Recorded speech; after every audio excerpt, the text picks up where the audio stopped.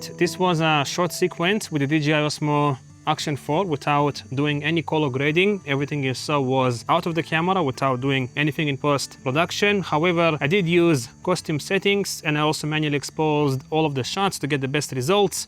Here is how. First of all, I used these freewheel ND filters to achieve proper exposure while using a low shutter speed of 1/200. I think 1/200 shutter speed provides a good balance between good stabilization performance and motion blur. After picking the right ND stop, I simply adjusted my ISO until the exposure meter read +0.0 in bright scenes and about -0.3, -0.7 in darker scenes. However, I never set my ISO above 400 to keep the noise as low as possible. All right, let me show you how it works in a real life scenario. First of all, I'm gonna go to my exposure settings, set the ISO as low as I can, 100, set the shutter speed to 1/200.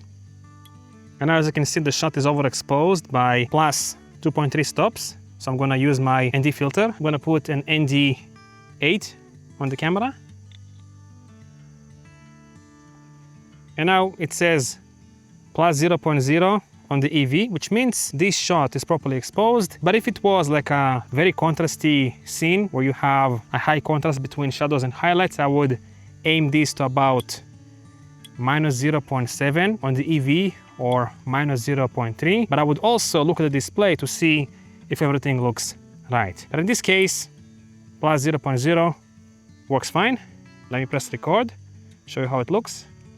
So now I'm recording with the DJI Action 4. I think it looks fantastic. Now as for white balance, I manually adjusted everything, but if you don't know how to manually adjust your white balance, you can set it to automatic. Wait a couple of seconds, let the camera adjust the white balance for you, and then you can switch it back to manual to lock it. Click confirm, and that's it. Now, like I mentioned before, I didn't do any color grading to these clips, but I did do some basic color correction to some of them, like adjusting the contrast, exposure, or white balance, but nothing really fancy. Just use the sliders, you know, the contrast slider, the exposure slider, or the temperature and tint sliders. And I think I got fantastic results with the Action 4. It looks really good without doing anything in post-production. Of course, I would still highly recommend using D-Log-M and color grading your footage, because then you can get even better results. But if you are short on time or just lazy, using, you know, the basic normal color profile and not color grading anything still delivers fantastic results with the Action 4. Anyhow, thank you for watching. If you have any questions or comments, let me know down below, and I guess I'll see you again soon. Bye.